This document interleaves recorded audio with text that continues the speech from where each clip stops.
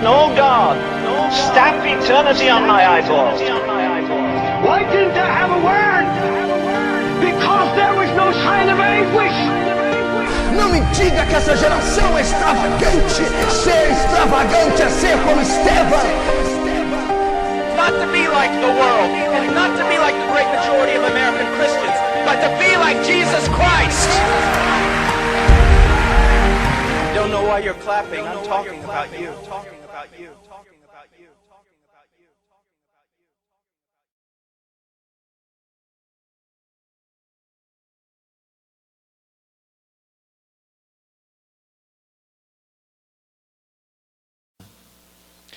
E para mim é um privilégio participar junto com vocês e poder palestrar, poder trazer uma mensagem a vocês nesse dia, nessa data. Eu gostaria da atenção de vocês, da reverência de vocês, da paciência de vocês, para aquilo que nós vamos ouvir aqui essa noite. Nós sabemos que essa comemoração chamada Espadim, ela teve a sua origem, do comandante russo Alexander III, que queria ali presentear os príncipes com essa pequena espada, aqueles que aspiravam oficialato. Da mesma sorte, hoje isso ainda tem continuidade com vocês. E todos aqui estão recebendo esse prêmio que caracteriza, que dá a eles a confiança, dá a eles a condição de seguir em frente, estarem aptos a iniciar, a arrogar para si o título de oficial. E isso é muito importante, isso é ótimo para a nossa nação. As Forças Armadas trazem para o nosso país, para as famílias, para o Estado, segurança, competência, patriotismo, disciplina, honra. E nem outra nação, creio eu, necessita tanto de tais virtudes e atributos como a nação brasileira. Então isso é uma honra para todo jovem que está ingressando nessa carreira, participar, estar inserido nesse contexto militar. Eu creio que isso é um grande presente, uma grande dádiva, que todos façam bom proveito dessa chance, dessa oportunidade, desse talento, que creio não só os homens terem te dado, mas como Deus, no seu poder, na sua onisciência, também tem te entregado. E eu gostaria que você aprendesse algo a respeito da palavra de Deus concernente a essa data, a esse dia. Gostaria que você abrisse na segunda carta de Paulo a Timóteo, no capítulo 4. Você que trouxe a sua Bíblia, segunda carta de Paulo a Timóteo, capítulo 4. No verso 7, ele diz assim. Segunda carta de Paulo a Timóteo, capítulo 4, verso 7.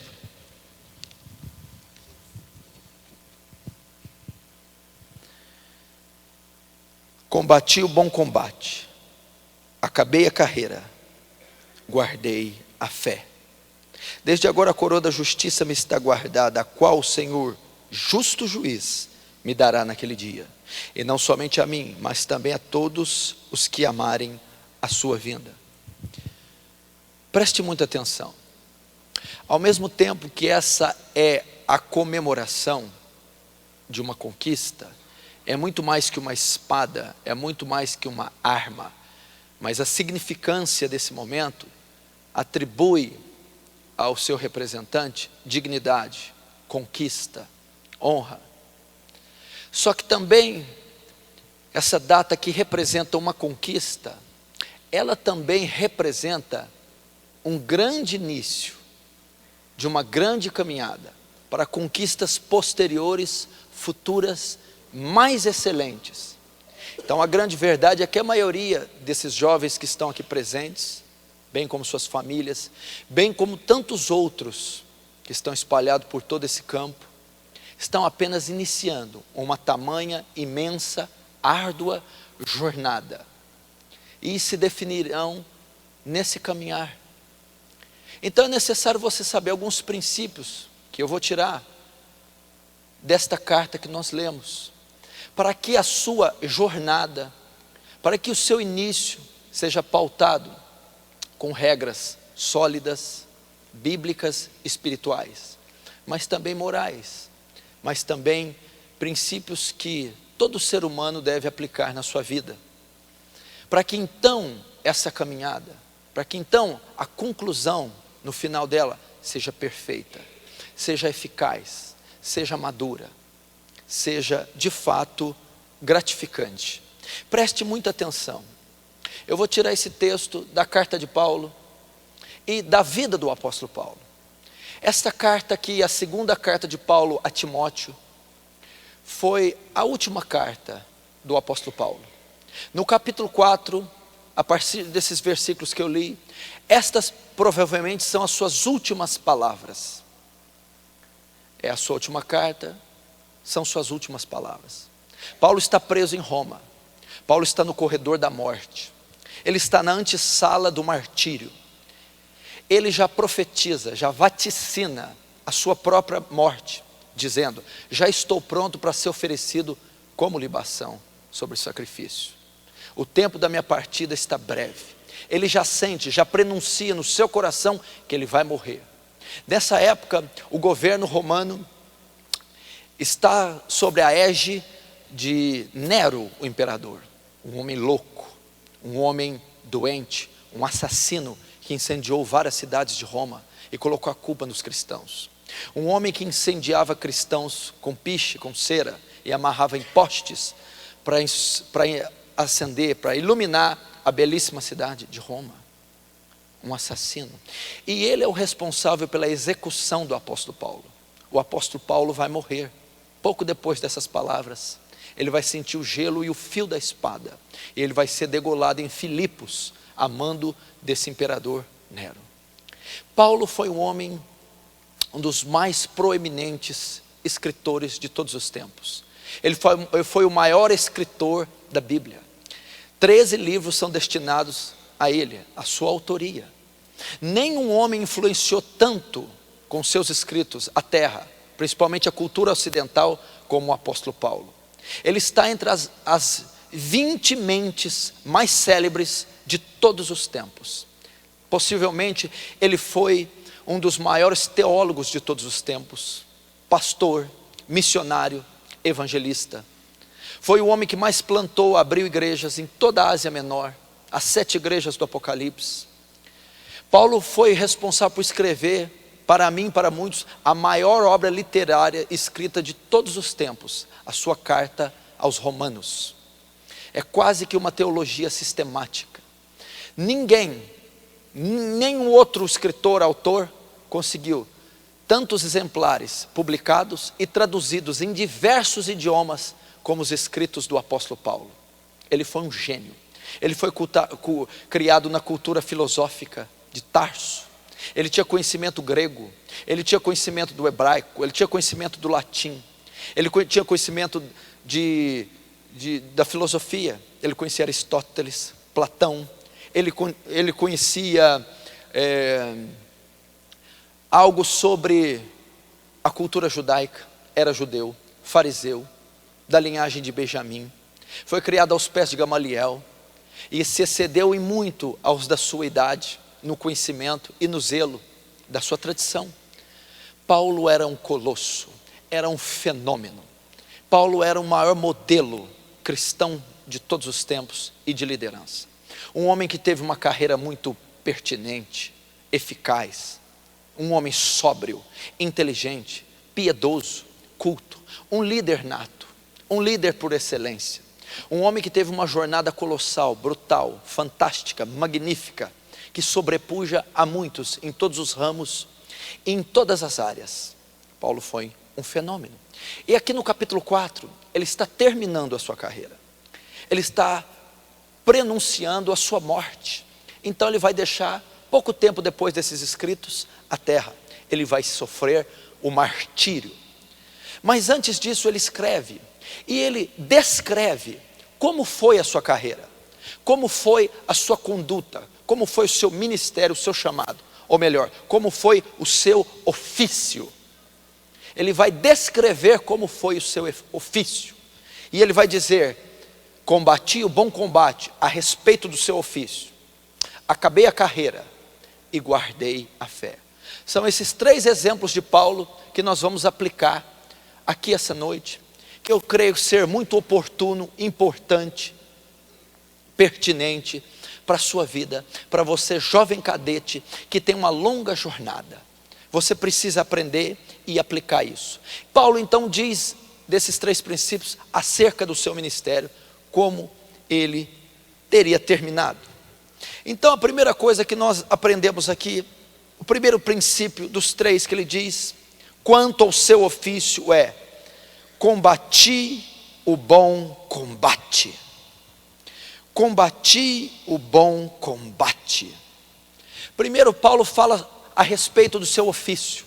Ele diz que toda a sua carreira, desde que ele foi chamado ao apostolado, todo o seu ofício de expositor do evangelho, teólogo e mestre, apacentador, missionário, evangelista, toda a carreira, todo ofício foi comparado a um combate. Ele diz que combateu. Paulo combateu o quê? Combateu contra as forças das trevas. Paulo combateu contra as heresias. Paulo combateu contra a religiosidade judaica.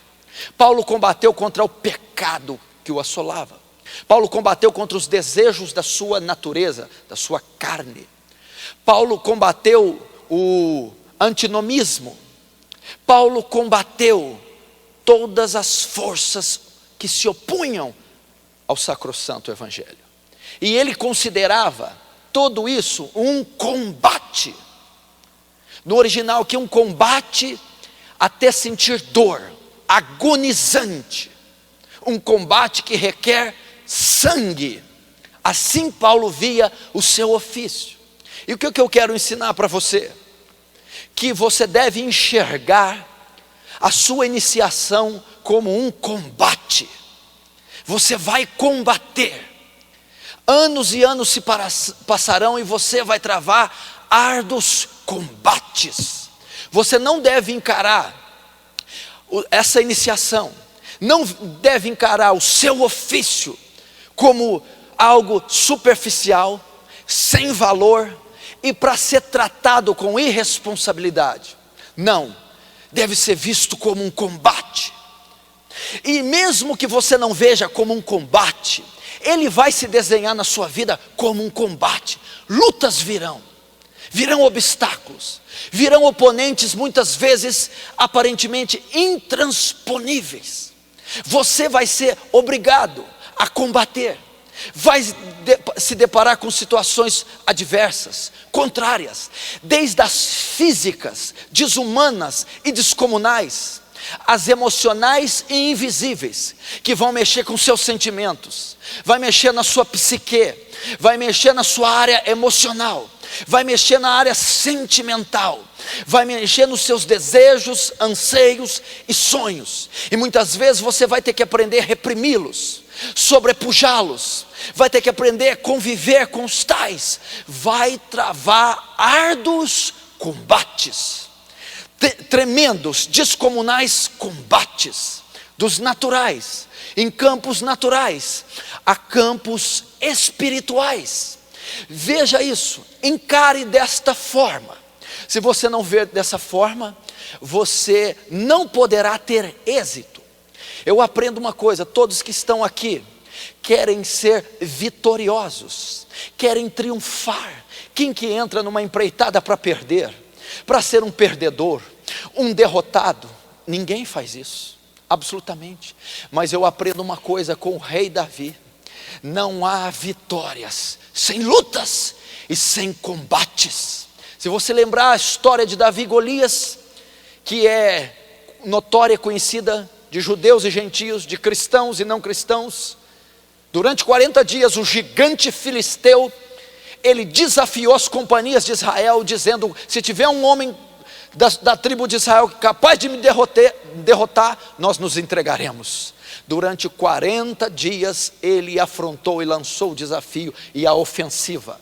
Cada um deles ficou alojado em um dos montes, e Golias descia no vale, na depressão, onde dividia os dois exércitos, filisteus de um lado, Israel. Golias descia para desafiar.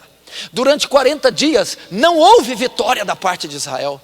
Durante 40 dias houve uma estagnação, enquanto Davi não se dispôs a pelejar contra o gigante, não houve vitória.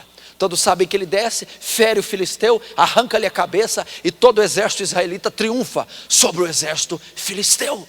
Mas para que essa vitória ocorresse, esse triunfo, para que a coroa fosse dada a Davi, para que a patente de Davi fosse reconhecida e autenticada, ele teve que travar um combate, ele teve que lutar. Ele teve que lutar com algo que estava acima das suas forças: o porte físico, a estatura, a qualidade militar de Golias, as apostas contrárias. Ninguém apostava no pequenino Davi. Davi então lutou contra batalhas morais, psicológicas, físicas, contra estatísticas, dados históricos, e ele combateu e seguiu vitorioso.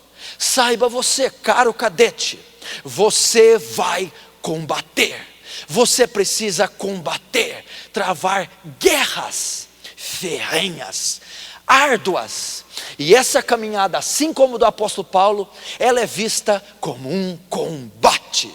Ficar longe da família, se abster de alguns prazeres, de algumas regalias, travar lutas com os sentimentos e o seu homem interior. Você vai fazer isso, não só nesses anos iniciais, mas outros virão, novas graduações e patentes e cargos, que exigirão de você cada vez mais luta, cada vez mais combates. Aprenda isso, aprenda a combater, combata. Ou você que já está entendendo perfeitamente e já está travando literalmente um combate. E Paulo diz isso, e ele travou o bom combate. Essa palavra bom tem vários significados no grego, mas eu quero dizer que esse bom significa gratificante, útil, significa digno. Paulo está dizendo: eu não estou combatendo contra o vento, eu não estou guerreando por uma causa inútil, utópica, subjetiva, abstrata. Eu combato por uma causa digna, gratificante, é digno. Eu não estou lutando, dando a minha pele, o meu sangue e agora o meu pescoço ao Império Romano, para o vento, para uma heresia, um besterol, uma inutilidade. É para a causa de Cristo, é para o santo evangelho, é para não um general, coronel, capitão, mas para o Senhor dos exércitos. Quais exércitos? Os exércitos angelicais, os exércitos celestiais, os exércitos terrenos. Da mesma forma, você vai combater um combate digno, combate pela sua pátria, combate pela dignidade, o bom senso, o combate pela ética, pela moral, pela verdade, pela prudência, pela justiça, pelo amor. O seu combate, saiba, cadete, é digno, é digno. Como o pastor disse, as autoridades foram constituídas por Deus, e Ele preza por elas quando são honestas e dignas, corretas com a lei, com o seu estado. Meu irmão, meu querido, você que está aqui, eu não vou conhecer todos os ofícios e profissões, mas dentre todas, uma das mais dignas é fazer parte das Forças Armadas, é o serviço militar, é a aeronáutica, a marinha, o exército, é digno. Se o nosso país fosse mais patriota como tantos outros nós conhecemos, se eles soubessem honrar o brasão e a bandeira da nação. Mas eu acredito que você está sendo formado, tendo em mente a dignidade do seu ofício, tendo em mente que o combate que você vai travar, a luta e a sua caminhada e jornada que se inicia este ano, é digna, é nobre. Tenha isso em mente, acredite nisso, valorize isso, caminhe de conformidade a esta realidade. Você está crescendo como homem, mulher, está tendo uma formação disciplinar, está sendo preparado para defender, contribuir com a sua pátria, com o seu semelhante. Isso é digno, assim como o ofício de Paulo, digno, bom combate. Segundo, Paulo vai dizer: combati o bom combate e acabei a carreira. Acabei a carreira. Significa o quê? O que Paulo está dizendo? Completei a carreira. Concluí a carreira. Terminei. Ele iniciou a jornada dele na estrada de Damasco, quando ele encontra Jesus Cristo, e um fariseu assassino de cristãos, uma fera selvagem, se converte para ser um dos maiores cristãos de todos os tempos, inicia a sua jornada. Aqui na prisão, no corredor da morte, numa cela escura, sombria, fétida, onde estava a mãe do apóstolo Paulo? Os seus amigos? Quanto ele tinha no banco? Quais condições, regalias e confortos? Ele estava esquecido, e ele ia ser executado, o velho apóstolo Paulo. Só que o velho apóstolo Paulo, mesmo naquelas condições de execução, dizia: completei minha carreira, completei meu ofício, eu concluí meu ofício. A mesma coisa, você necessita concluir seu ofício. Será que todos aqui vão concluir? Vão completar o que estão iniciando esse ano? Será que vão até o fim? Será que vão completar de forma brilhante, nobre, justa, íntegra aquilo que vão iniciar agora? Esse é o seu dever. Não começar, não fugir no meio do caminho, não ignorar aquilo que foi lhe dado, outorgado, mas concluir o que você começou, concluir aquilo que foi escolhido, que foi separado para ser te dado. Concluir, completar. Todos que começam, creio eu, anseiam por terminar. Sabe o que quer dizer essa palavra? Paulo realizou, concluiu, completou tudo que lhe foi confiado. Está te sendo confiado algo grande que se inicia agora, mas você deve concluir, você deve levar a cabo esse ofício que se inicia agora. Você deve ir até a sua aposentadoria. Você deve ir e galgar o máximo que a sua capacidade condiciona você a requerer, a galgar. Vá, conclua. Não inicie algo tendo em mente até certo ponto, eu desisto. Até certa escala, degrau, nível, patente, eu desisto. Não!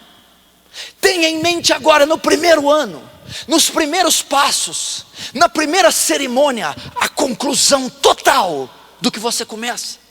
Trace metas, trace alvos, trace projetos, A pessoa que não sonha, a pessoa que não tem meta, que não tem projeto, que não traça alvos, ela não chega a lugar nenhum.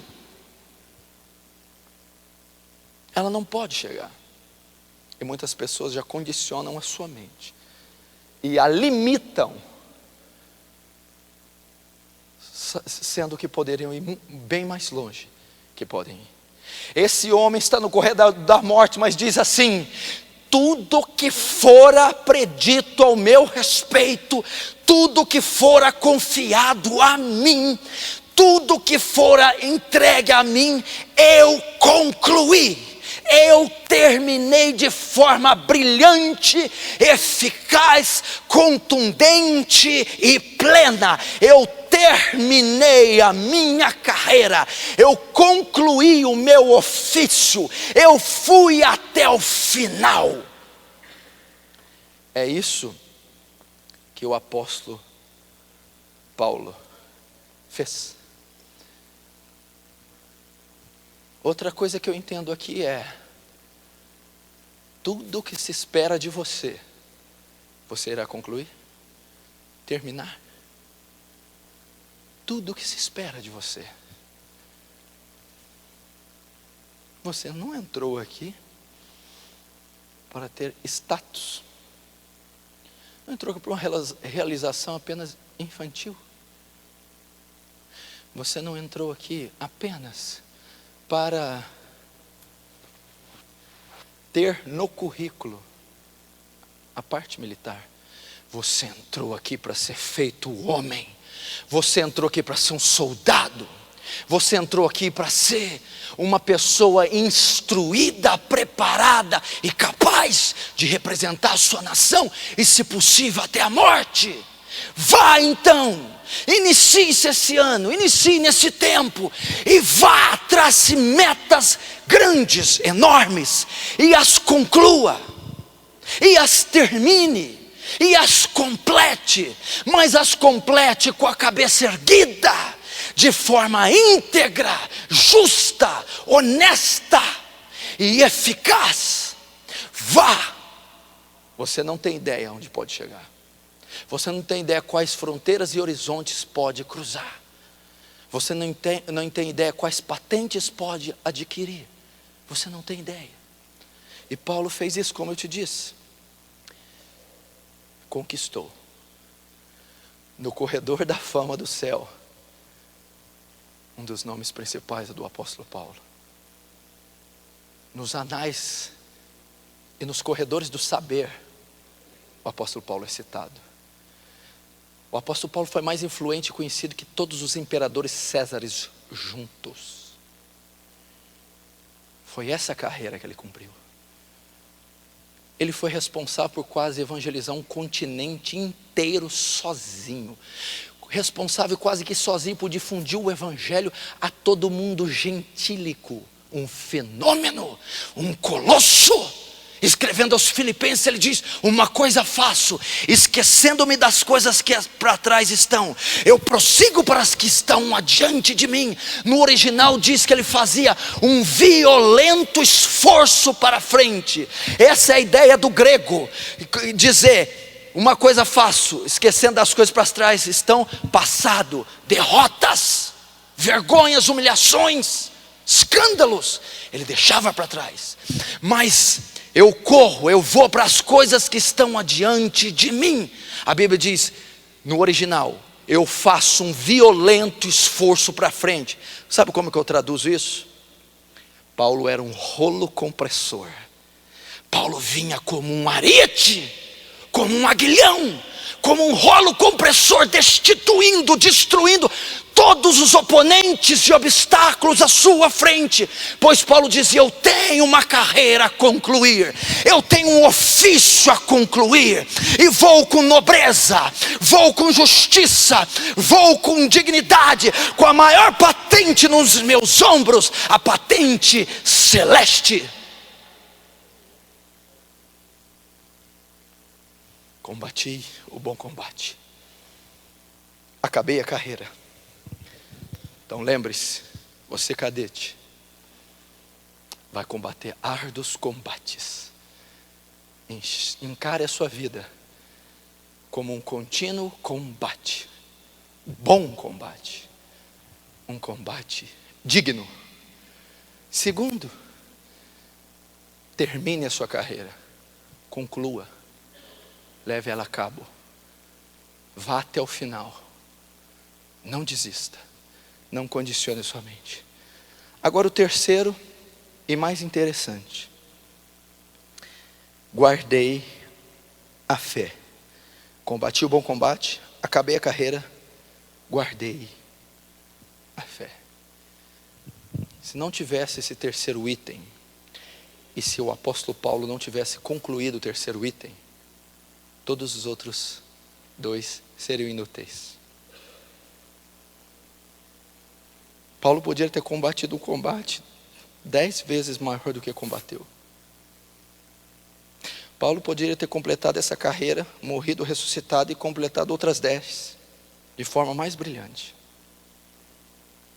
Agora, se Paulo não tivesse guardado a fé, nada daquilo seria válido. Guardar a fé aqui, no sentido literal e claro, significa o quê?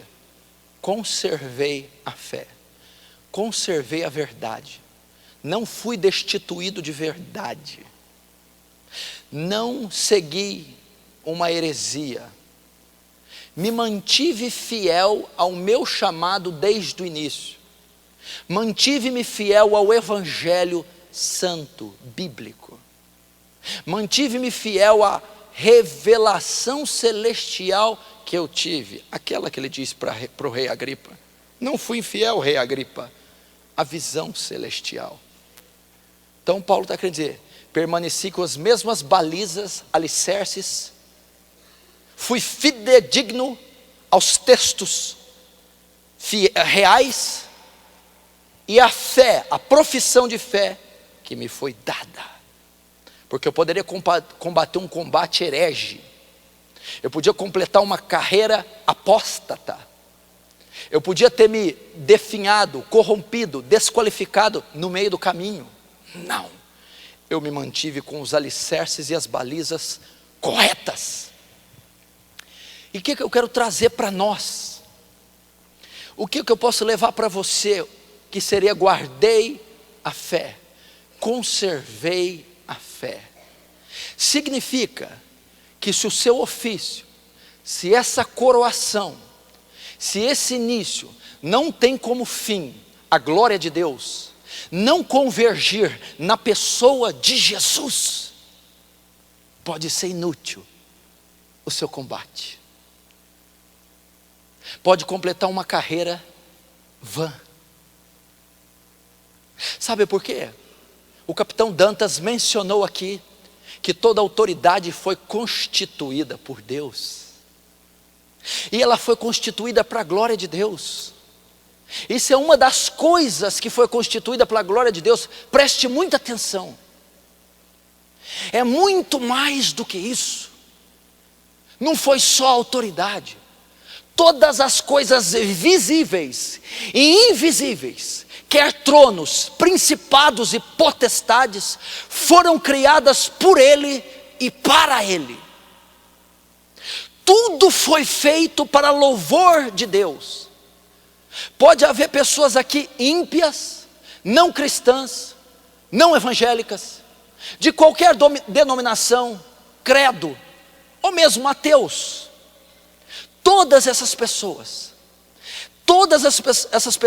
têm um compromisso e um dever, quer elas saibam ou não, dar glória a Deus, dar glória ao seu Filho Jesus. Então, se você usar a sua patente, se você usar o seu ofício como um fim em si mesmo, como um canal de glória para si próprio, como o final de uma realização pessoal e única, você perdeu o fio da meada e o propósito. Você precisa entender que tudo foi feito para a glória de Deus. Deixa eu te dizer, sabe por que o universo existe? Sabe por que você entende que quem fez o universo foi Deus? Deus, com o seu poder, criou todas as coisas. as galáxias, o sistema solar, o globo terrestre. Ele criou formas de vida complexas, desde forma de vida menos complexas, animadas e inanimadas, orgânicas e inorgânicas. Ele criou desde uma célula que contém núcleo, membrana e citoplasma, até o ser humano, com a complexidade que ele tem.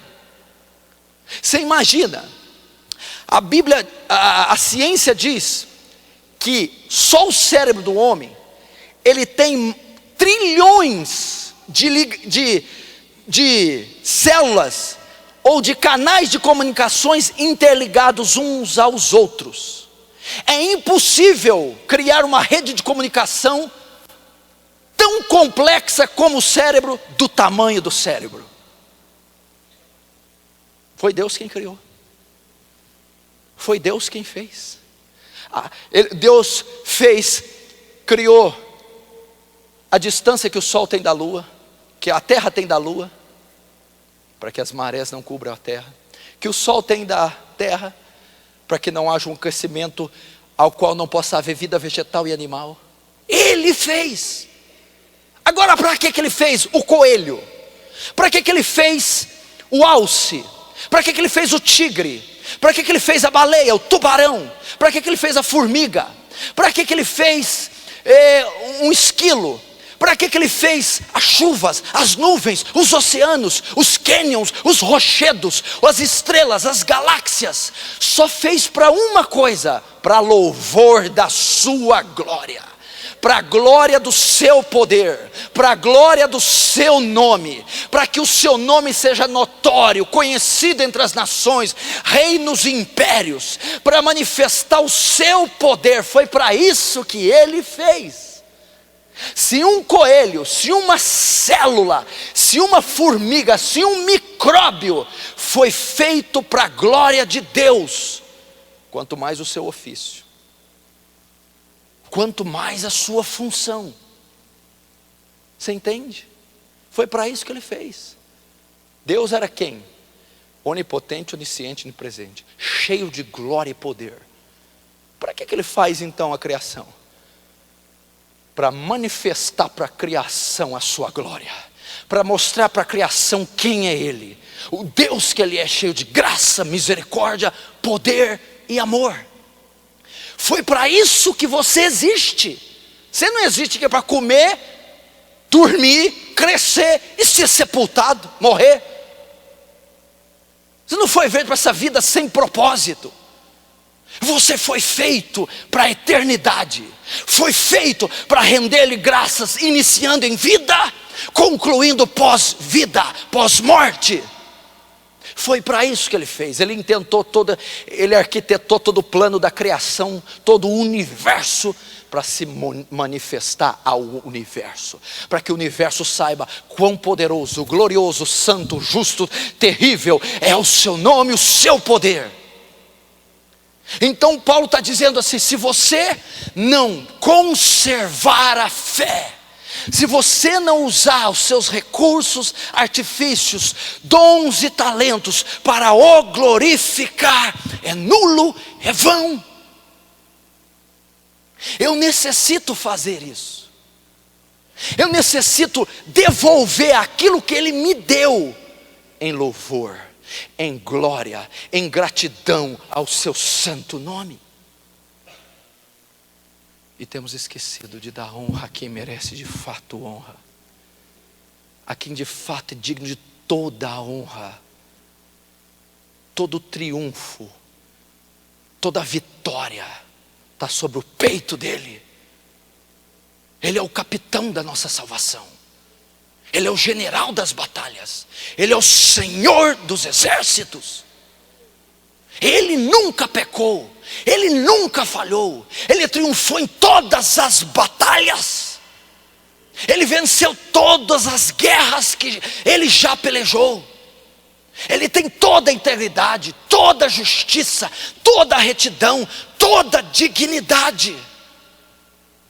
E ele deve ser dado honra. E por que nós não damos?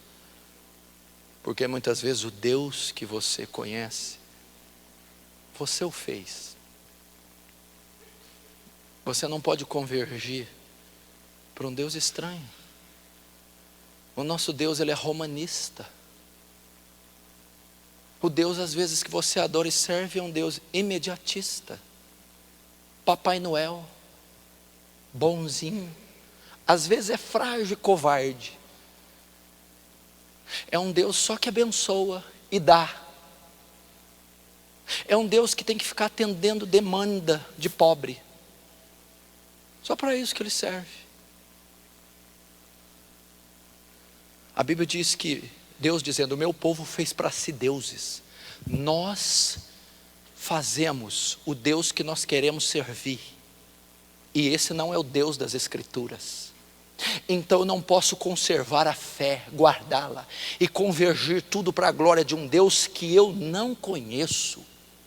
Você precisa saber a quem você está servindo e que Deus é esse. Um Deus que serve a sua carne. Um Deus que serve o seu desejo. Um Deus que vive para atender sua demanda.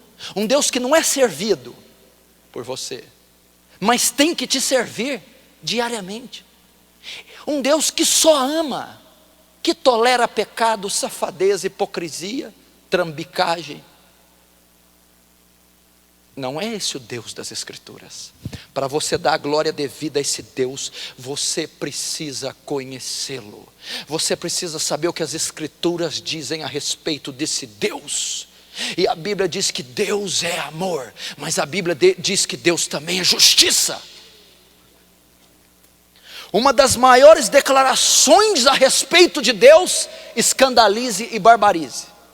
Uma das coisas mais aterrorizantes que há em Deus, é o que eu vou falar. É assustador esse atributo de Deus. Sabe qual é? Deus é bom. É assustador saber que Deus é bom. É terrível e assombroso saber que Ele é bom, que Ele é justo e que Ele ama. Que há de assustador nisso? Sabe o que há de assustador? É que se Deus é bom, Ele tem e deve odiar o mal. Se Deus é justo, Ele tem que punir o injusto. E se Deus ama, Ele tem que punir aquele que odeia. Agora, por que é terrível saber que Deus é bom? É terrível saber que Ele é bom porque nós somos maus. E Ele mesmo diz, terrível coisa é cair nas mãos do Deus vivo. E se Ele é mau, se Ele é bom, Ele não pode tolerar o mal. Você diz para mim, não, Deus não pode condenar. Deus não pode mandar para o inferno. Deus não pode matar, porque Ele é amor. É porque Ele é amor que Ele mata. Quem aqui ama bebês e criancinhas? Então você odeia aborto e estuprador. Quem ama a vida? Então você odeia a morte. Se Deus é bom, Deus tem que punir o pecador. Salmos 5:5, a Bíblia diz que Deus odeia o pecador. E essa cantiga de sereia, Deus ama o pecador, só odeia o pecado. Deus odeia o pecado e odeia o pecador. Salmo 7 diz que Deus é um Deus que se ira todos os dias. Eu vou te falar porque que o inferno é terrível. Porque o diabo está lá. Em primeiro lugar, o diabo não manda no inferno. Ele vai estar lá para queimar e sofrer suplício e castigo. Sabe por que o inferno é terrível? Porque Deus vai estar lá. Apocalipse 14 diz que os tais beberão da ira do Cordeiro, preparado sem mistura, e Ele os atormentará pelos séculos dos séculos. Prazer, esse é o Deus da Bíblia. É o Deus da Bíblia. Nós achamos que Ele faz dia 25 de dezembro assim, ho, ho, ho. Não, meu irmão. Ele é santo. Sabe o que significa Deus ser santo? Impecável, puro, inatingível, inalcançável, imensurável, excelso, glorioso. Sabe o nível da santidade de Deus? Sabe qual é? Jó 15:15 diz assim, ou 15:51, se eu não me lembro. Nem os teus céus e os teus santos anjos são puros aos teus olhos. Como é que é? Deus é tão santo que nem os céus dos céus, nem a casa dele, o céu dele, pode suportar a santidade dele. Ele é tão santo que nem o céu dele pode suportar, nem os anjos podem suportar a santidade dele. Eu não estou dizendo terra caída pecaminosa, eu estou dizendo que os céus que ele criou, a majestade e a divindade que ele habita, não pode suportar a glória que lhe é inerente. Que através dessa academia Deus seja glorificado, que nessa nação Deus seja glorificado, que tenhamos o povo mais patriota de todos os tempos, que de um lado tem o brasão da nação e que do outro o brasão do céu, o brasão do Evangelho, o brasão de Jesus Cristo. Que sejamos essa nação. Como Paulo, entoando um cântico lindo, ele vai dizer: ó profundidade das riquezas, tanto das ciências como do conhecimento de Deus. Quão insondáveis são seus juízos e quão inescrutáveis são seus caminhos. Quem compreendeu a mente do Senhor? E quem foi o seu conselheiro? Quem primeiro deu a ele para que depois lhe possa retribuir?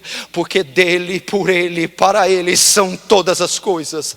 Glória, pois, a ele eternamente. Amém.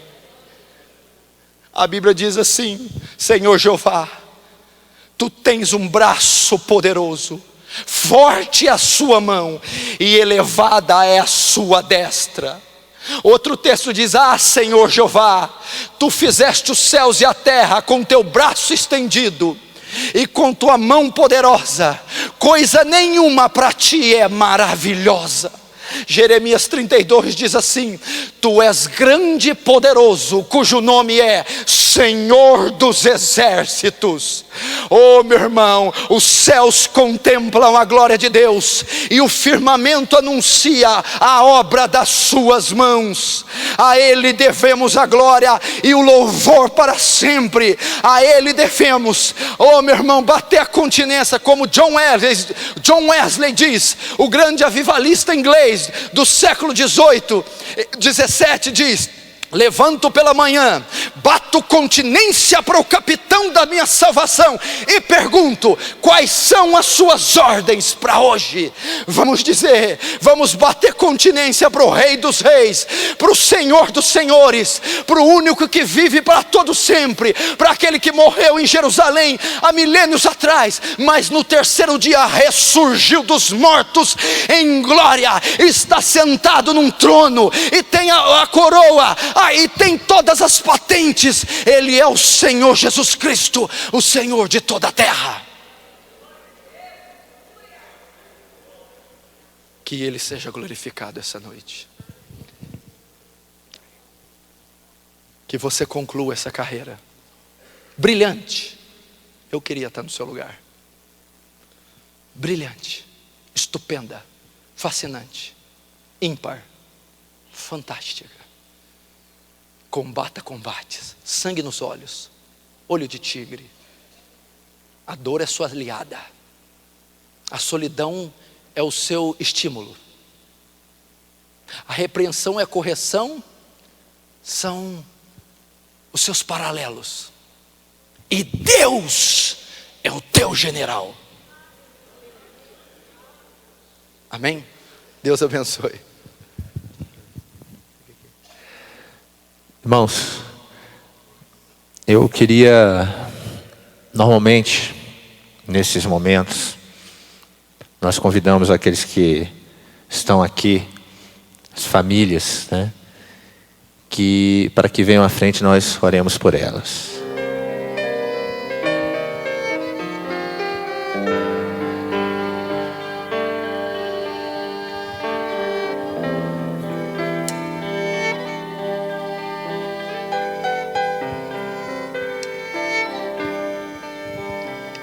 Venha, querido irmão.